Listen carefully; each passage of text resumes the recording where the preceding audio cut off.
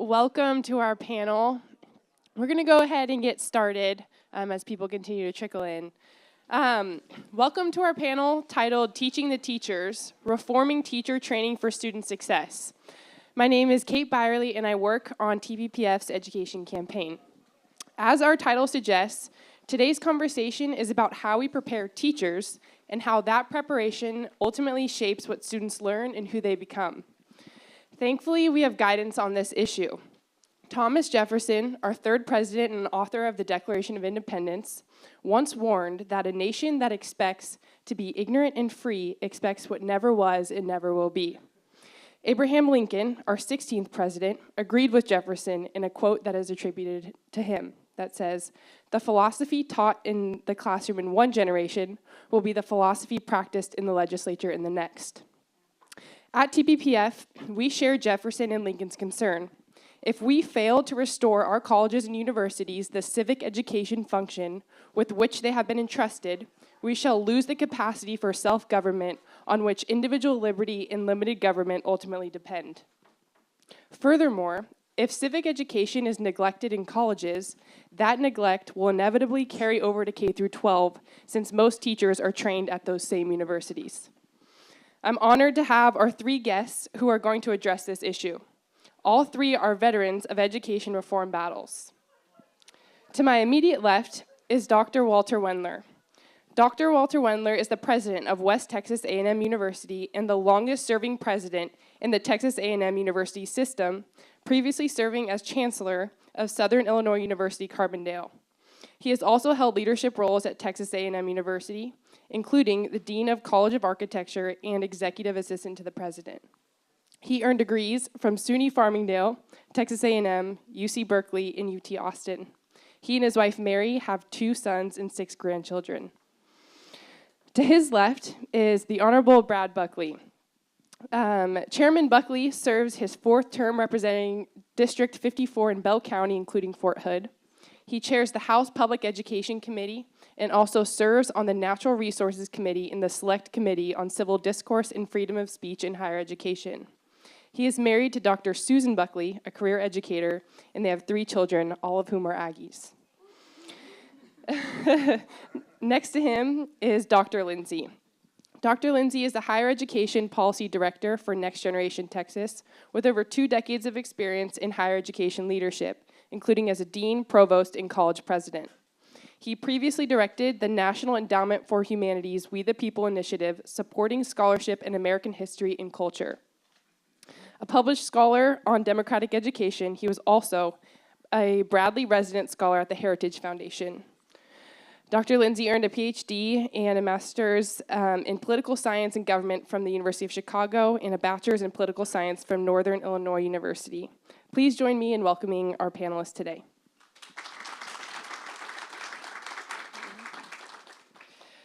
Dr. Lindsay, I would actually like to start with you.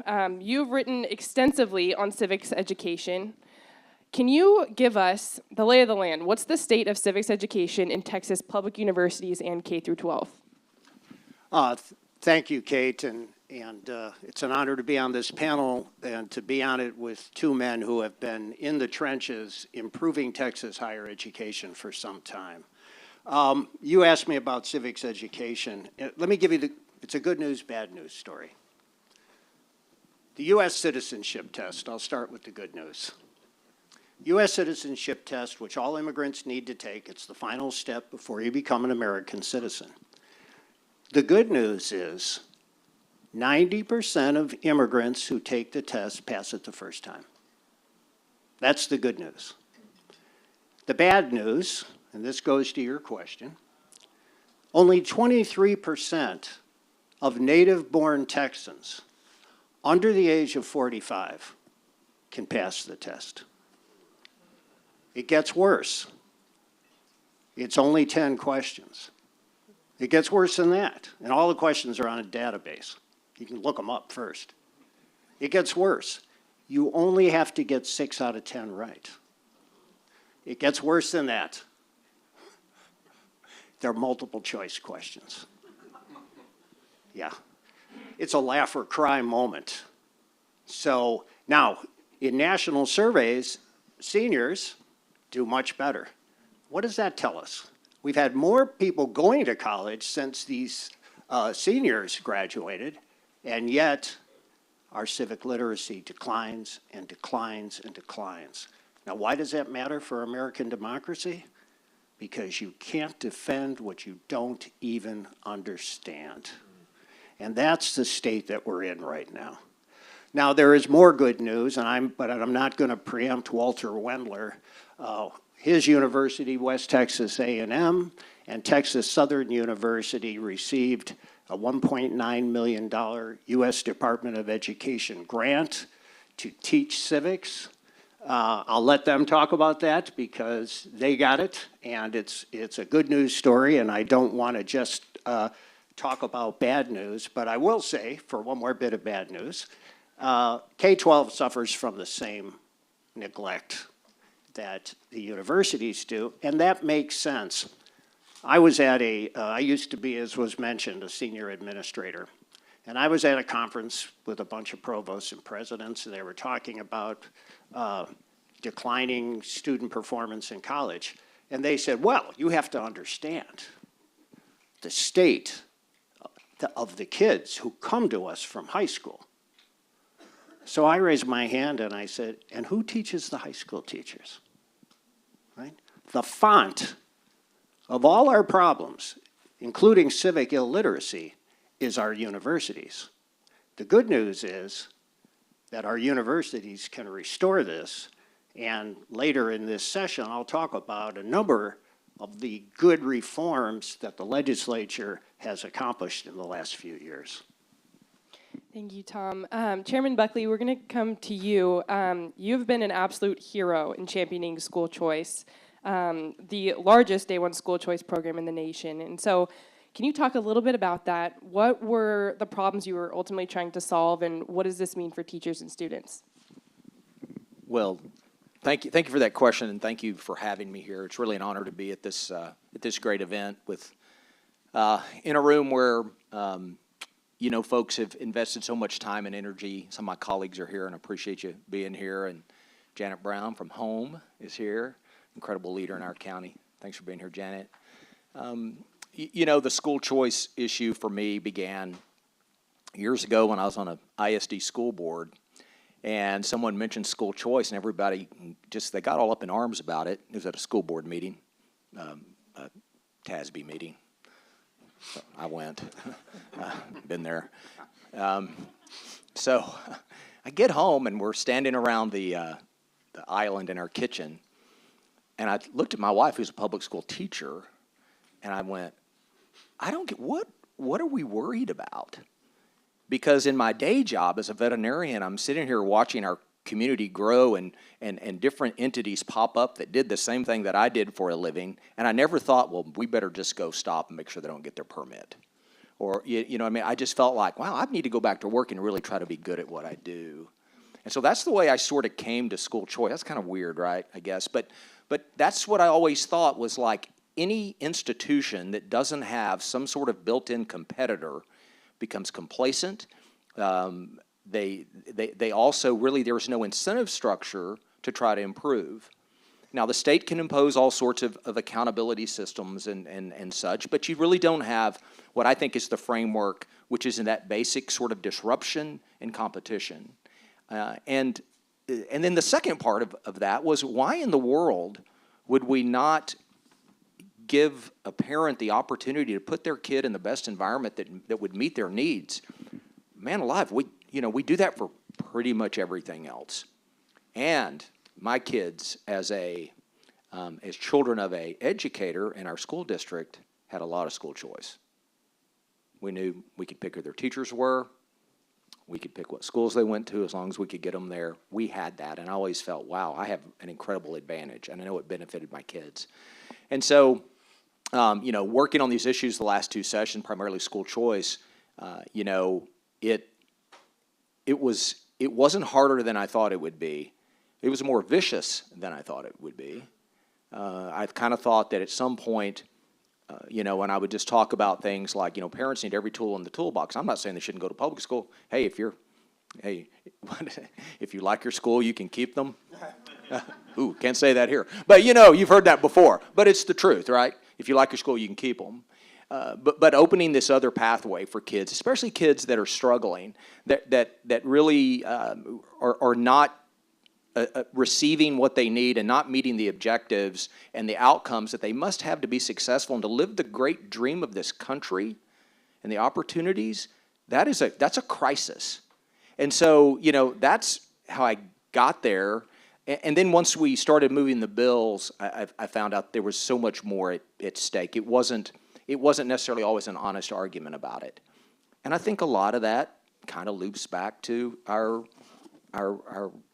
higher education system, and the fact that a lot of those that opposed it, I don't think really understand the sort of the founding principles of sort of how our country was formed, and really what it takes to make a strong democracy, and that is choice and competition and incentives that make people want to be better. And so I'm proud of what we've done. We have a lot of families that have enrolled. We have a lot of work to do. I can't wait to see that first class, get it, and see what that's going to look like, and then continue to work on this issue. But it was mainly fun, not so much fun on some days. But for $600 a month, what do you expect, huh? Thank you, Chairman. Dr. Wendler, I would like you to talk a little bit about what Dr. Lindsay was mentioning earlier about the grant you received from the Department of Education. What is that? How does that affect West Texas A&M? Okay, pleased to do that, and also very pleased to be here. I'm honored and a little bit humbled by being in the presence of these gentlemen and all of you. I just want to say a word about school choice, and I'm not going to ask for a show of hands, but I will wager that well over 3/4 of the folks in the room went to public schools, and I'm all about school choice. Half of my grandchildren have been homeschooled or in Christian schools, and I think it's absolutely essential. And when you see broken public school systems and look at the impact that they have on families and citizens, and the concept of engaged citizenship, it's horrendous. One family of ours lives in Beaumont, and this is all in the newspapers. Beaumont ISD has had problems for years.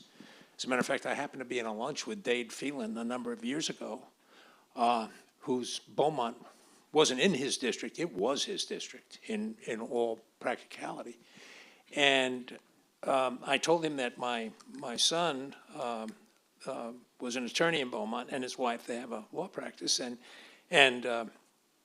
these two folks had to move out of Beaumont to get to decent public schools. They were in Christian schools, and they felt that they just needed to be in a different kind of environment, and they couldn't enroll them in the public schools, and they moved out west. And Dade Phelan said to me, if my children weren't in parochial schools, I would move out of Beaumont too.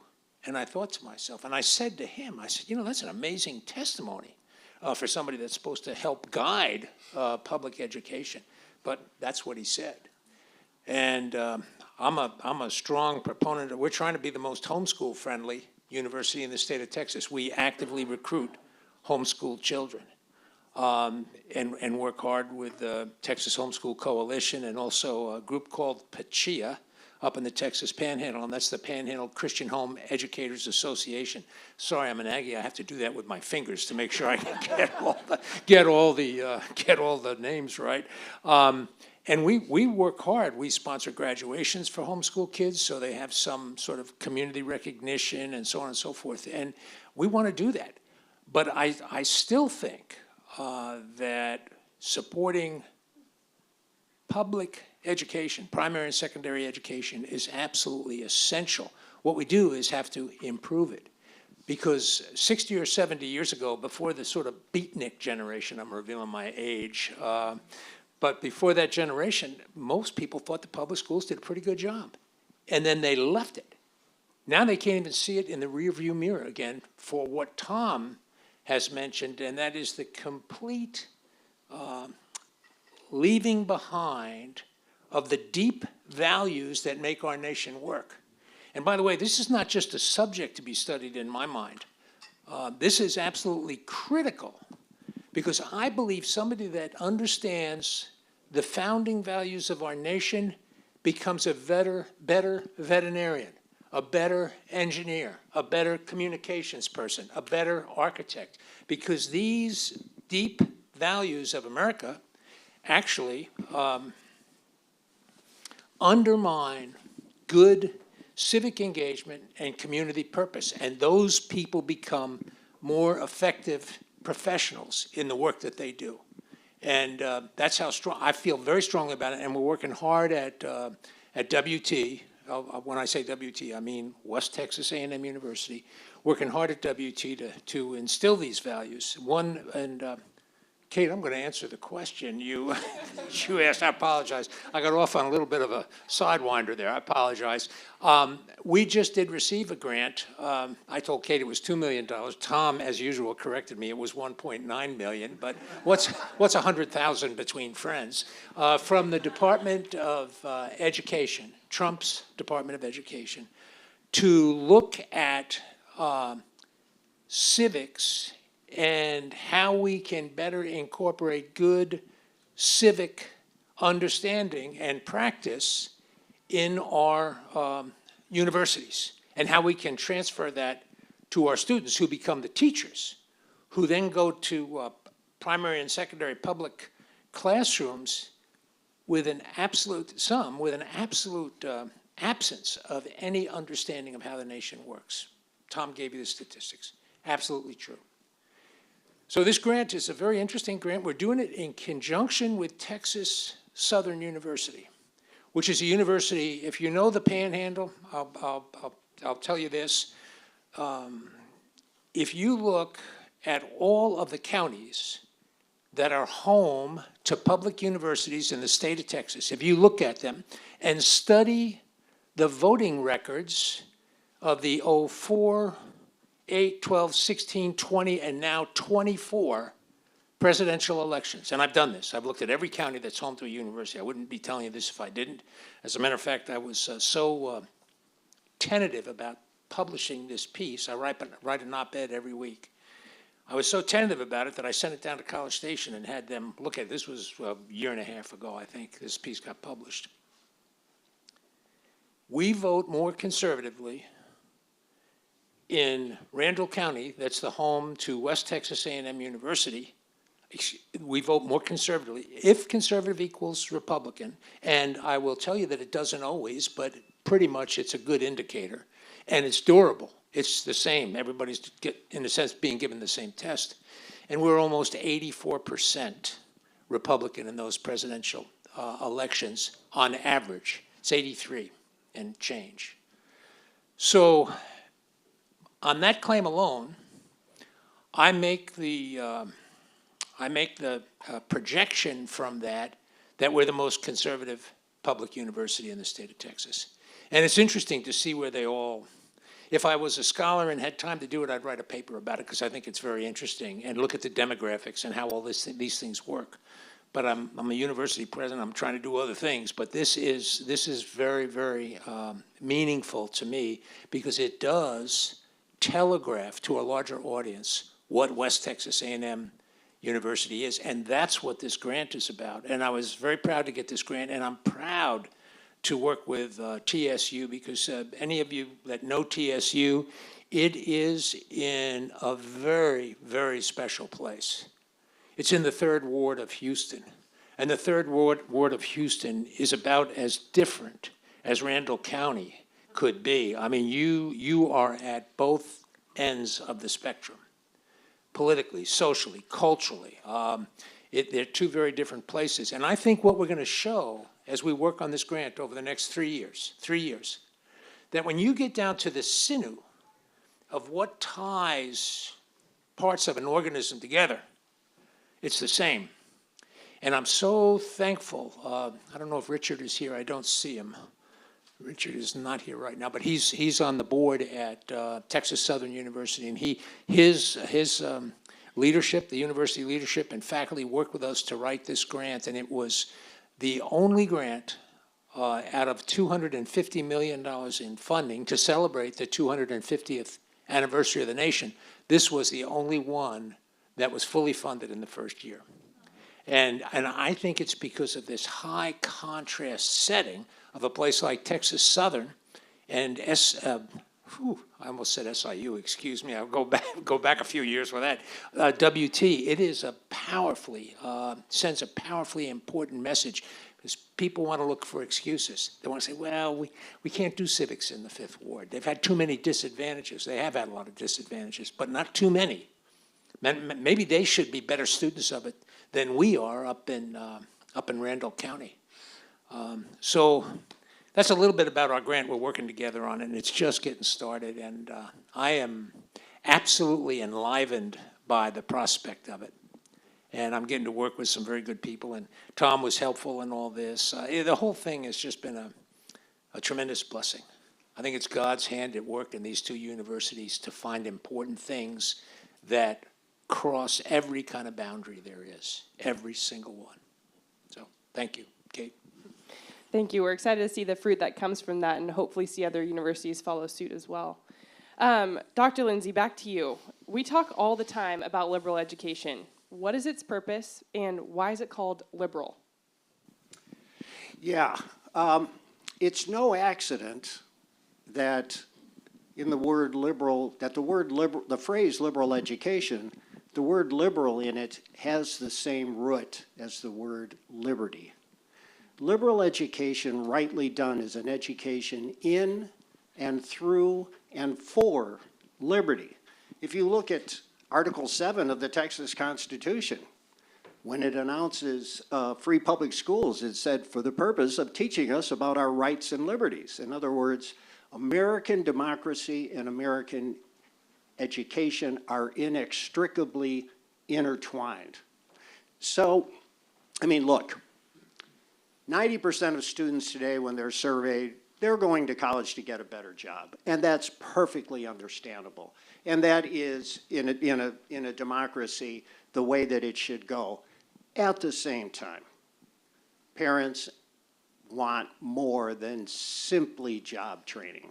Because if all you want is job training, you don't need to make the investment in a 4-year university. What you want is what we call a well-rounded education. Well, what does that mean? First and foremost, it means a civics education. Right? Now,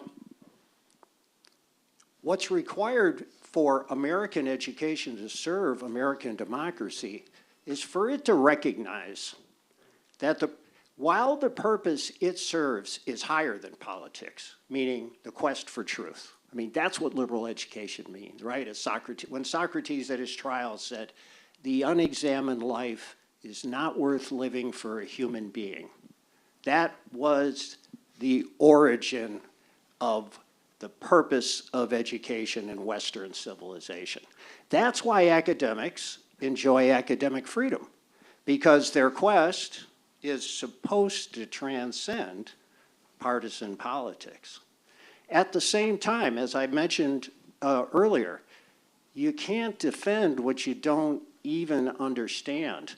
Up until about 50 or 60 years ago, every university in the country provided civic education. It was a requirement, regardless of major, because we're all American citizens.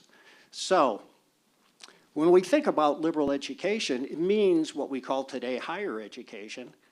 It means something higher, meaning, yes, vocational education in the sense of getting training for some job, because most people who go to college are not independently wealthy, but it also means civic education, because otherwise we can't perpetuate the American regime. We see that today. Kate mentioned the quote attributed to Lincoln about the philosophy practice. The philosophy taught in the classroom in this generation will be the philosophy practice in the legislature in the next generation. If our legislature had not in its wisdom banned DEI, it would be the philosophy practice in the legislature in the next generation. So the connection is profound. And it's really, Walter mentioned Richard Johnson, Kate and my colleague at the Texas Public Policy Foundation. He heads up our Booker T. Washington initiative, and he's on the board of Texas Southern. When he talks about our civic education reform, he titles it Back to the Future. Because up until 50 years ago, every university worth its name did this. They knew it. And then I'm old enough to remember in the 60s arose this notion of, well, we want to teach students what's relevant to them. And then the phrase came student-centered education. Right? I don't blame the students for any of this. I blame the adults who were supposed to be in charge and abdicated their responsibilities. So what happened was a dismantling of required core curriculum. Every university used to have it. For the first 2 years, required core curriculum in the liberal arts and sciences, regardless of major. Why? Because you're a human being, and we want you to flourish. That's all been torn down. So our job is really now a job of restoration. We're trying to restore liberal education. We can't maintain our freedom if we don't understand why we're entitled to freedom. We can't keep government limited if we don't understand why government should be limited. We need to understand why popular consent must be limited by justice and not just simply by what we please. That all used to be stock in trade of civic education in this country. And we in Texas are fighting to restore that. Well, speaking of bringing quality education back into the classrooms and taking a step going back to the future, Chairman Buckley, I would like you to talk a little bit about House Bill 1605 from the 88th legislative session, the Bluebonnet Learning Curriculum. It absolutely changed the landscape of K through 12 classrooms. And what was your vision behind that, and how does it help teachers? How does it help Texas teachers? Well, mainly 1605 is a bill about high-quality instructional materials. And what we found, and so what was the root of this bill, is that we looked at some data from across the state, and we found that about 17% of the lessons being taught in classrooms were actually on grade level. No, they weren't above grade level, so they were below grade level. And so in an effort in this world where we have, and I'm not a pedagogical specialist, but in a world where we've asked teachers to teach every level of kid in one room and to provide for all their needs and treat, sorry, that's what I say at work, and teach the whole child, we have literally, it's kind of human nature to work towards those that need to come the farthest. And so what we did is, we also found that our standards, that our great State Board of Education was working so hard on, that only about 50% of those standards were actually included in the curriculum. So a teacher now, mind you, would have to go, all right, what I've got in front of me, that's half the standards. Where in the world do I get the other? Some districts were pretty good about it. They could provide them. Others, it became a weekend project for teachers to go out to find them on Google and Pinterest and things. And then often, I don't think necessarily maliciously, there was some very poor content that would come back into the classroom.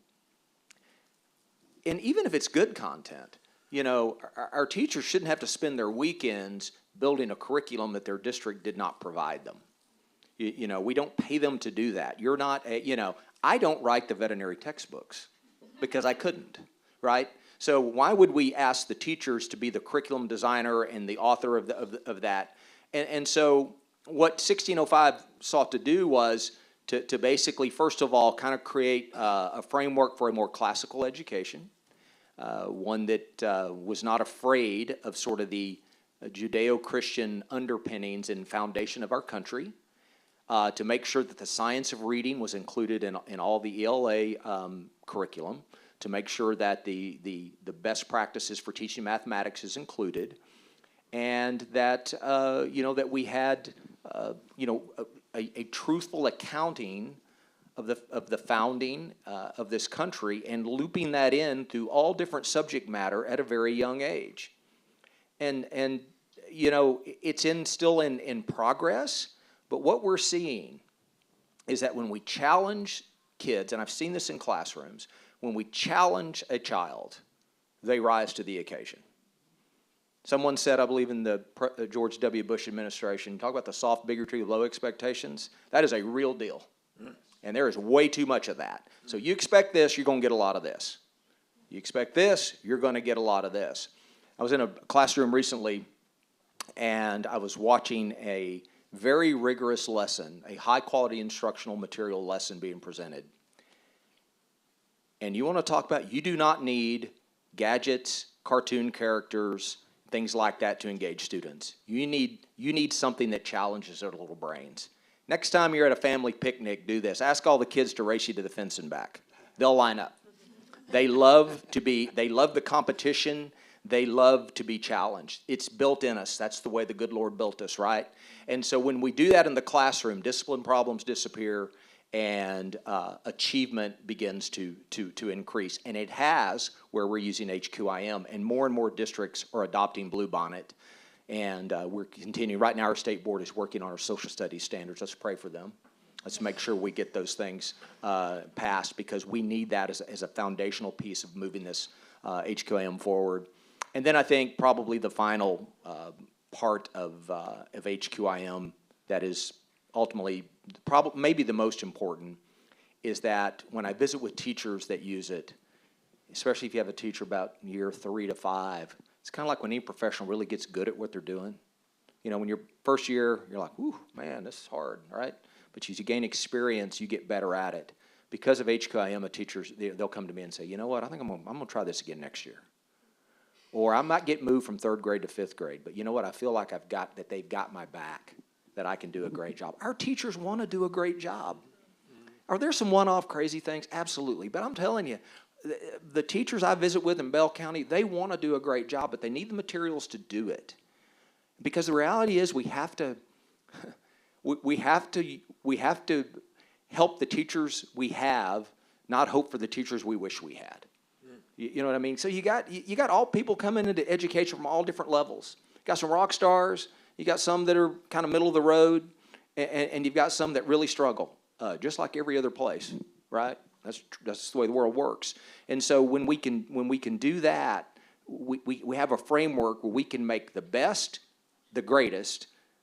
We can make the good even better, and those that struggle, we can make them where they're actually helping kids. And that's what 1605 is all about. But we have to have staying power, and we have to have courage, because we get pushed back at every turn for purely political reasons. It has nothing to do with children, and has nothing to do with outcomes. Because here's what I think they know, that once we have the educational outcomes and what we know will work begins to work, they are done. And then they know, because moms and dads will not accept anything less. That's where this is all about. It always loops back to the parents or the guardian, the grandmother, whomever is responsible for those children. They want them to achieve. You know, they do. And so, you know, I think Bluebonnet is just fundamental in transforming public education because of that. It's good for teachers, it's good for the kids, and eventually it's good for our state and country. And I appreciate those that worked on the lessons, that worked on sort of building the curriculum. And that was what's very fundamental to making it work, is that it's solid, it's truthful, and it is the right moment for this in Texas. And so I'm excited to see the results. You're going to see results go up. We're already seeing it in some of the data where kids are, you know, they're actually learning to read. Science of Reading works. Listen to Sold a Story. You can or you can't. I've listened to it 8 times, whatever. I mean, again, but I'm telling you, if you teach kids how to read, they'll learn to read. But don't expect every kid to curl up in the corner with a book and learn to read sort of miraculously. That's not how it works. You got to train the brain to do it, and that's what we're doing. Start that. Final thing, you get kids to read on grade level by 3rd grade, you're going to solve a lot of our problems. You are going to fix a lot of things. And so that, to me, if I could be king for a day and snap my fingers and make one thing happen, that would be it. Thank you, Chairman. I love how you pointed out the problem of low expectations and how that's actually harming students. And a lot of our research at TBPF has actually been centered around low expectations, particularly around grade inflation. And Dr. Lindsay, can you touch on this? I know recently 2 university presidents have recently come out calling for an end to grade inflation. Why is this? And is it just in higher ed? Or are we seeing this in K through 12 as well? Unfortunately, it's not just in higher ed. It's in K through 16. I think, and it's in K-12 because it's in college. And the colleges, they set the standard. They teach the teachers, right? They're the font of the things we complain about, and they're the font of the things we like in K-12 because they're their teachers. You asked about grade inflation. Yeah, grade inflation is real, it is rampant, and it is ravaging our universities. Other than that, it's fine. Let me just give you a statistic. You won't believe it, and the reason why is because when I first published this, I think it was Austin American Statesman about 10 years ago, I gave the stats on how many grades are A's today, and they PolitiFacted me, right? And even PolitiFact had to say it was 100% true. And you know PolitiFact, just because you say something true doesn't mean they're going to agree. In the early 1960s, 15%, 15% of all college grades across the country were A's, which is pretty much how it should be. Today, it's nearly 50%. An A is the most common grade given in colleges today. 75 to 80% of all grades in college today are A's or B's. Now, I'm old, so I think of A's or B's as meaning above average. So imagine what our universities are saying to the Texas parents, students, and taxpayers. 80% of our students are above average. That is a mathematical as well as a moral impossibility, right? Kate, you mentioned, yes, 2 Northeastern liberal arts university presidents have in the last couple of months said grade inflation's a problem. Harvard has even said. So now we can talk about it as a problem. Up until now, it was just regarded as a right-wing myth. Transcripts are no longer a reliable indicator of talent or of effort. Employers have been complaining about this for a couple of decades. They did a survey a few years back in which they asked university provosts, do you prepare your graduates well for the workforce? And 90% of the provosts said, yes, we do. And then they surveyed employers. And they said, do the universities prepare students to work at your place? 25% of them said yes. So there's a gap. Grade inflation has caused students to avoid more rigorous STEM programs, which we desperately need because the humanities are easier. I'm a humanities person, so I have to confess that. Grade inflation is more than a workforce competitiveness issue, as important as that is. It's a moral problem. And here's why. Every world's major religion and every world's major philosophy agrees at least on one fundamental truth, and that is life is difficult. And to deal with life's natural difficulties, we develop the virtues of mind and character. Grade inflation teaches our students exactly the opposite. It teaches them that life is easy. And then when they graduate and they get out in the real world and they get punched in the face by reality, they're shocked, right? They say, how can this happen? I've been getting participation trophies since I was in kindergarten. I don't blame the kids, right? And of course, that leaves them demoralized, confused, and more likely to blame the system for some perceived rigging that has suddenly stopped their previously stellar career. Our students are truly victims of this. I mean, don't get me wrong. When I was in college and I heard about grade inflation, I said, where can I get me some? Right?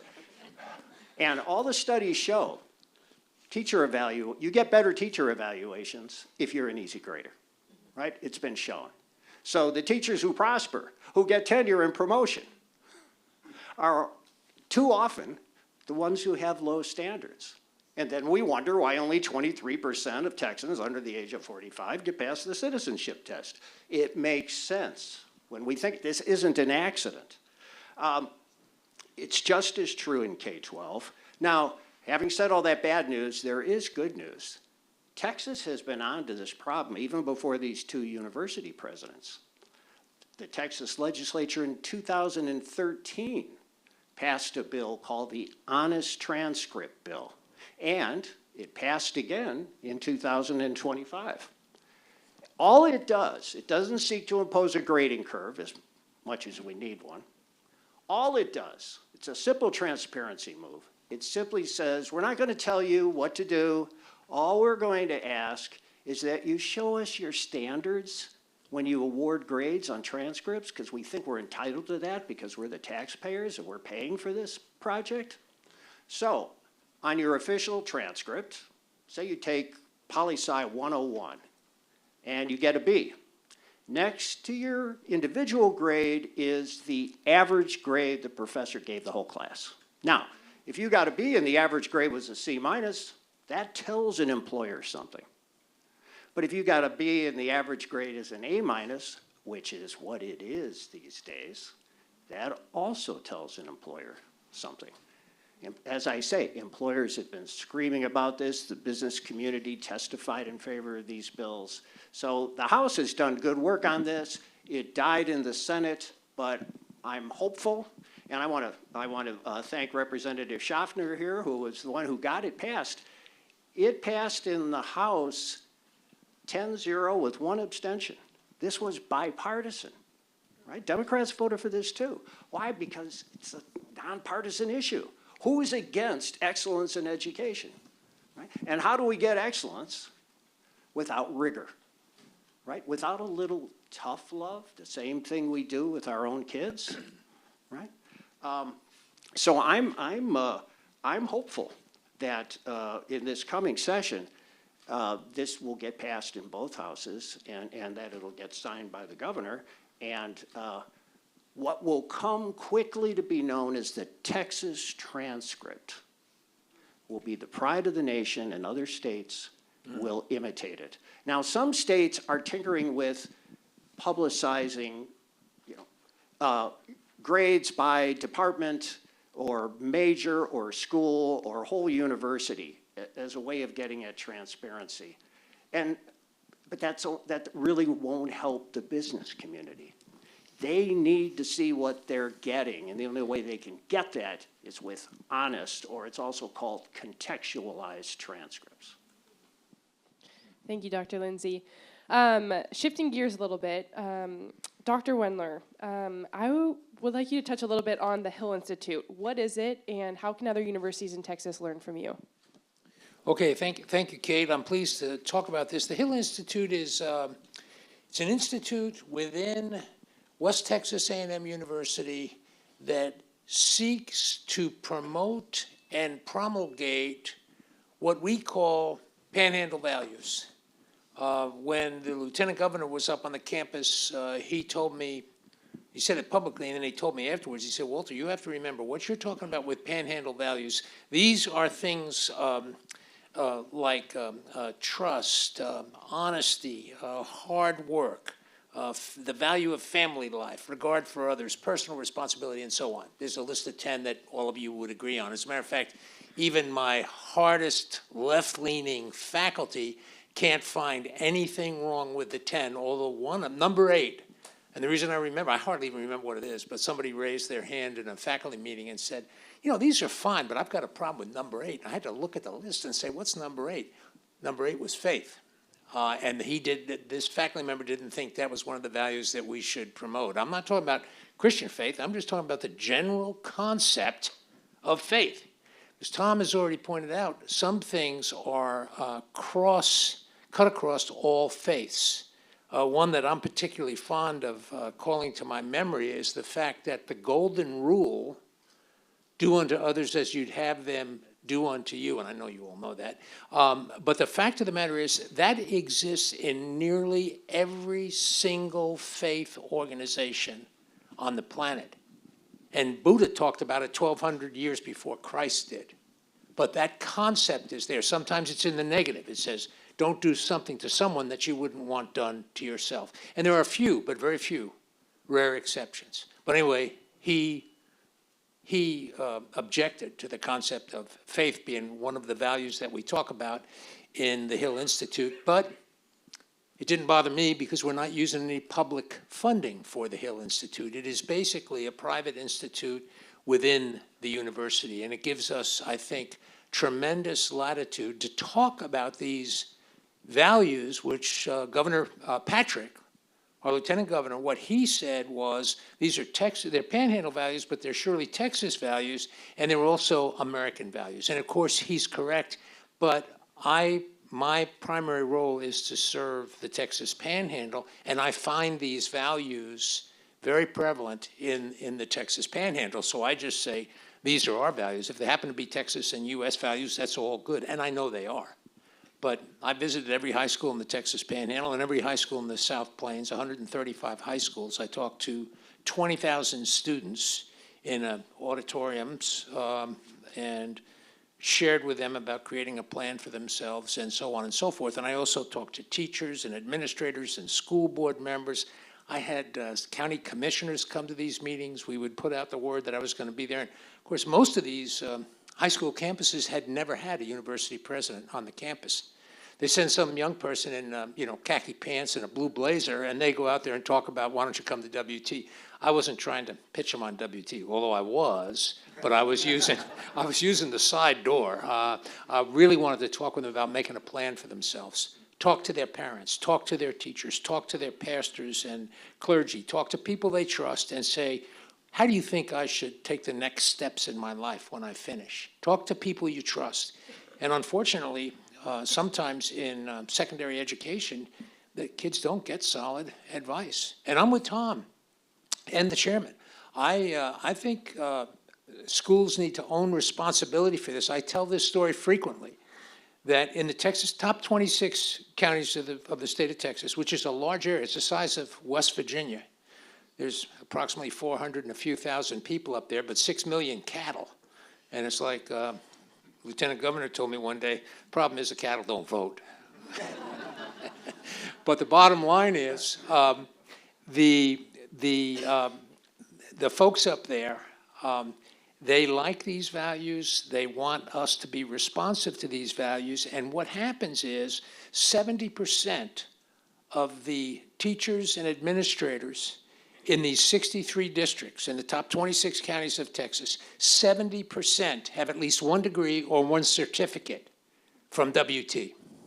Now, I almost want to stand up when I say this, so let me straighten myself up just a little bit. The fact of the matter is, we can let our chests swell with pride if we look around at public education in the Texas Panhandle and say, it's pretty good.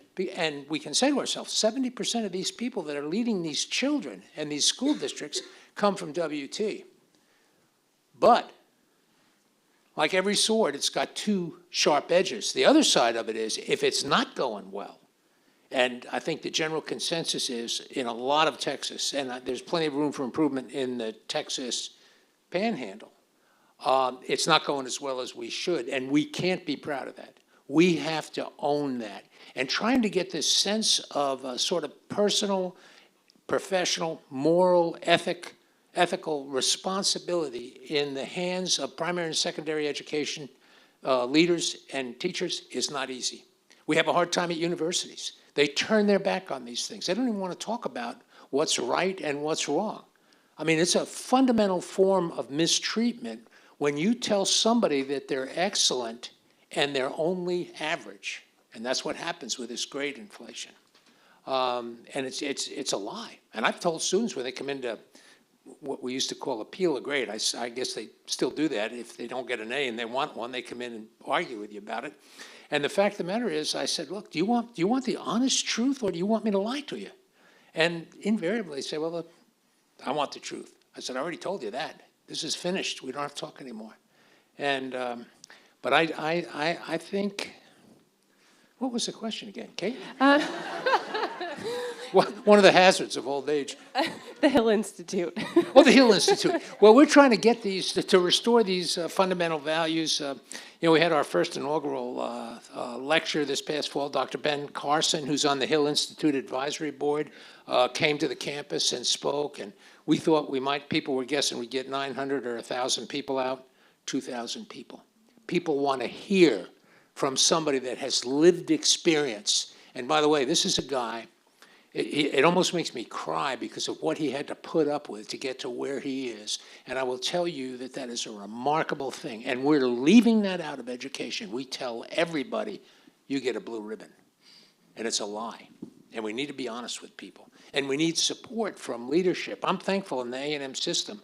Our new chancellor, Chancellor Hager, and the other presidents that I get to work with, and the vice chancellors, the leadership in this system has that kind of pronouncement about what it is that we're doing. That's the standard they want to set, and I welcome it. The faculty don't always welcome it, but I'm not going to, the faculty, like all groups, are led by leaders, and if the leaders lead them in the wrong way, that's a leadership problem. And I think we need to make sure we do that right. And that's the effort of the Hill Institute. And I think it's going to be interesting, and I like the independence of it. We've got some tremendous board members. Larry Arnn from Hillsdale is on the board. I'm not going to go through the whole list, but it's a remarkable list of people. As a matter of fact, my friend, I don't mention his name, Alex, I'll just say Alex. Alex was on the board. We were working through what we wanted this board to look like. We worked on it for a year and a half. We're not always high speed. But Alex said, I want to go to the first board meeting, and I want to say, how in the world am I here? And I said, that's a good standard. That's what we want, gold standard. That's what we're doing with the Hill Institute. It's going to make a difference. It's already started. I can feel it. And the resistance to it, in some ways, Tom was there last week when we did this civil discourse event, and you could feel it. It was good. We even had a preacher there that spoke for an hour about the importance of the connection between civility, civics, and faith. And I'm telling you, it was remarkable. I heard people say positive things about that I would never have thought they would. People were actually shocked that a Southern Baptist preacher could talk that way in a university setting, and nobody threw any tomatoes, nobody did anything. They listened in awe of this guy because he's got a tremendous mind. Tom was there. Yes. Anyway, so that's about the Hill Institute. Thank you. We are now going to enter a time of Q&A, but actually before we enter Q&A, I have one more question for Chairman Buckley. As the chairman of the Public Education Committee, you have had a front row seat to the challenges in K through 12. And so where do you see the biggest disconnect between what teachers are trained to do and what the classroom actually demands? Well, the first thing that came to mind was, and I need to ask, was there great inflation in 1987 in the organic chemistry course at Texas A&M? I would doubt it. If mine was inflated, we're in trouble. No, the next. Wow. Okay. Yeah. Yeah. Okay. I was like, wow, man, I'm lucky to be here. I'm gonna be cleaning someone's kennel somewhere. But no. When you look at educator preparation throughout the state, I think, again, it's like a lot of things. There's some really good programs and others that aren't so good. You know, one of the things we did in House Bill 2 this last session was to invest, would be up to nearly $450 million in really changing and reforming educator prep. One of the things we want to do is want to make sure that our future educators, when they're in higher ed, that they learn about how to implement high quality instructional materials. You know, I think that, reforming the discipline code like we did last session in Chairman Leach's House Bill 6, when you talk to teachers and you go around, and especially new teachers or young teachers, they'll tell you this. They want more money, but the first thing they want is more classroom discipline, where it's a safe learning environment, where they feel safe and the kids feel safe and they can actually teach. So those parts are important. But what I think where we're lacking right now, and if we can get all these parts right, we will have better trained educators, is we need to do for teacher training and teacher education or educator prep kind of what we've done in medicine. We need better on-the-job experiences, more residencies, things like that. Really, regardless. First of all, I think we need to really think about subject matter expertise. You really got to know what you're talking about if you really want to be able to impart that to someone else. And then I think we want to make we want to make certain that they have the classroom experience with a fantastic mentor teacher, so they learn how to manage the classroom, how to deal with parents, okay, and then also to make certain that they have that experience the same way you would as a young veterinarian or physician or what have you. We're out there kind of doing it. You're doing the craft of it, and with someone to with some oversight and I think that this sort of, as we move to this model, we've got great incentives for higher ed, and we've got incentives for ISDs, and we've got incentives for teacher residents. We've tried to really build an incentive model that will drive more people, to teach. But the worst thing you can do is have 56% of your teachers that are hired to be uncertified, put them in a classroom and say, "See you in 6 weeks." Man alive, I don't know many people that could do that. Now, there are a few one-offs. There are some rock stars out there that the good Lord put on this earth to teach. I've met some uncertified. That's why I'm not about throwing the baby out with the bathwater, because I've met some I'm like, wow, you just have a gift. Good for you. Reality is most people are not that way. So as we work on this and we improve educator prep, you're going to see better outcomes when all that comes to fruition. But I think the key piece is making sure that pre-training, if you will, when they're in the classroom as a, quote, teacher resident is meaningful, where they don't have to live hand to mouth, where you pay them something where they can make a living, but then also have great oversight. And once we have that pipeline built, that will also be great curriculum, a good teacher or educator prep pipeline, a lot of choice out there to keep just enough pressure on the system to make everybody stay on their toes and do what's best. I think that's when you really see Texas take off. Thank you so much. All right, now is the time to turn to Q&A. So if you have a question, if you can raise your hand, and then we will have someone come over and bring you a mic. Are you on Q&A? Oh, go ahead. This is for Chairman. You mentioned HB 6. Maybe you can go into a little bit of detail what that contained and how it can be improved in the future session. Yeah, that's, classroom discipline, like a lot of things in public policy, y'all have noticed this, it's a pendulum, right? You swing one direction and you have something happen. Sometimes it's a big issue, right? And so you want to try to fix that. But over time, what happens, the momentum swings it, a direction. What we have a lot of problems in Texas classrooms right now is with very, very young children. My wife was principal of an elementary school one time. She came home. She was looking kind of frazzled. Don't tell her I said it that way, but she looked a little frazzled. I said, "Hey, what's up?" She goes, "Had a 4-year-old shut the school down today." I did the husband eye roll. "Susan, really, a 4-year-old? Whew, don't do that either." So she sat me down and she told me, yeah. Not. Yeah, and so and so what we did with House Bill 6 was basically allow a little more parental intervention. At some point, here's the deal about parental empowerment. There's some parental responsibility. There's a whole lot of it that needs to be engaged there. Because I'm telling you one thing, if you're a parent right now and send your kids to school and expect our schools to raise them, don't be surprised when they do.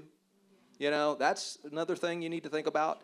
But House Bill 6 really focused in on that so that we could get children that are really disruptive, get them out of the classroom, get them the help they need so that the other 21 kids or 14 kids or however many can continue to learn. It's way too much to ask of a single classroom teacher to manage all that. Now, when it comes to there was some issues with being able to get children with special education diagnoses out of the classroom that were being extremely violent. We're working on that. That has some legal issues, and some of them we had to sidestep. I know we're going to loop back on some of that next session, but it's about a safe and orderly learning environment, so that's great for kids and it's great for teachers. And in the end, the child that's being disruptive, I don't think the good Lord built a child that wanted to do that. And so, it's going to take a lot of us working in different areas to fix that. But we can do that. But that is fundamental. If we want to have great schools, we have to have classroom discipline. Well said. Let's go in the middle right here with the blue lanyard.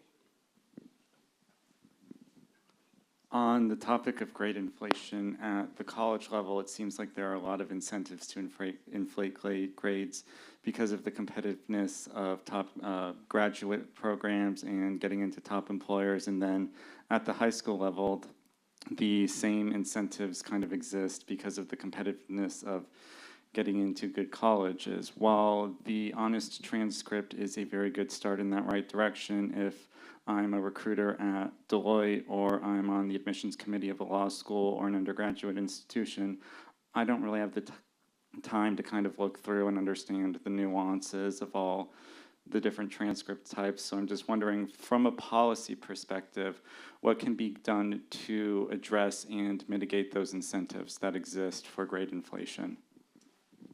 Well, ideally, here's both the answer and the problem with the answer. Ideally, we should go back to the future. Princeton University, recognizing this problem in the 90s, they capped A's. And good for them. I mean, they did a grading curve. But what they found was that after 3 or 4 years, their Ivy League graduates were not competing as effectively against the other Ivy League graduates, where the average grade for everybody's an A-, right? It's called the prisoner's dilemma. You've heard that, right? Collective action theory. I think, and I don't know, I think that perhaps the reason it is that the honest transcript bill is passed twice in the House but died in the Senate, I think there may be a concern that Texas graduates will be disadvantaged when they compete with out-of-state people who don't have contextualized transcripts, so all their A's look like real A's. I recognize that argument, but it doesn't follow. I mean, Princeton was one school among many, so that's why it sunk. Last time I looked, 680,000 students in Texas public universities right now. That's too big a boat for the prisoner's dilemma. Add to the fact how many Fortune 500 companies we have here in Texas. So instead, we are such a big boat with such corporate leverage, we would change the rest of the country, right? As Texas goes, that's right, exactly. So I think, now when you say they won't look at the nuances, all the transcript bill does, I mean, if they will look at the transcript at all, if they look at the individual grade right next to it, they're going to see the average that the professor gave. Now, as I say, ideally, I'd like to see professors go back and use real standards. I mean, you're right that part of the justification for grade inflation is, well, competition. You want to get a good job after college, competition in K-12 because you want to go to a good college. But that's always been true. Grade inflation hasn't always been true.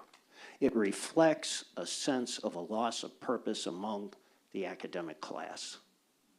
That's what's got to be turned around. Yeah, I would just add to that just very briefly. The chairman mentioned you set the bar here, and that's what happens. You set the bar here, and that's what happens. And one of the nice parts about, and I say that facetiously, what you're talking about is law school acceptance, medical school acceptance. They may go up with higher GPAs, but the fact of the matter is what the students actually carry out of the university with them could be going down. And eventually, those chickens come home to roost. Oh yeah, it is going down. We know that. There was a landmark national study done in 2011 called Academically Adrift.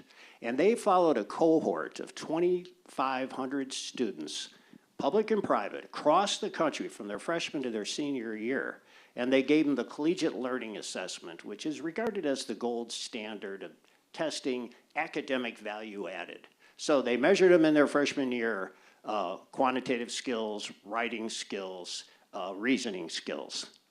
And then they tested them in their senior year. After 4 years invested in college, 36% of students across the country show no increase in their collegiate skills. No increase in their writing skills, in their quant skills, or in their analytical reasoning skills. So on the one hand, A's are skyrocketing and performance is going down.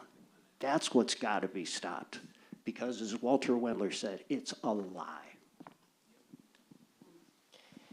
Next question, maybe in the back corner. this is for all of you. Thanks, it's been a great presentation. One of our, this is a national problem, well, it's a national observation. I believe it's a problem, which is that those going into education typically are some of the least capable students as measured by ACT or SAT. We also have the problem in Texas and many other places where we don't have a big enough pipeline, so we can't, really challenging to solve. But has there any thoughts on any movement towards figuring out incentives to where the pursuit of education as a major attracts, quote unquote, the best and the brightest? Just to back up your point, and Chairman Buckley, you asked me about inorganic chem grades in '87, and no, they were always, the natural sciences and mathematics have been the most resistant to grade inflation. The stats I just looked at with Kate yesterday or the day before, in Texas, the lowest GPA major is economics, and I think it gives about 29% A's. The highest percentage of A's is education majors. 70% of their grades are A's. So first and foremost to fix that, and again, credit to the legislature, the lieutenant governor and the governor, they passed SB 37 last year. SB 37 requires the boards to do a complete review of all curriculum to see if it contributes to workforce competitiveness, and it also to see whether it is illegally advancing race or gender ideology lobbying in the classroom, advocacy in the classroom. It's a wonderful bill, but it's only a framework. It requires the boards to act. Now, we at TPPF are going to be paying close attention to whether and to what extent this is done well, because it's probably going to be done by faculty committees, and critics worry that the very body which caused SB 37 to need to be passed is now going to say, oh yeah, we looked at it and it's all good. Right, so we're going to be paying, and I know the legislature, just as they followed up when the universities started playing funny business with SB 17, the ban on DEI offices, and then they just changed the names. So I'm confident that the legislature won't let them get away with that.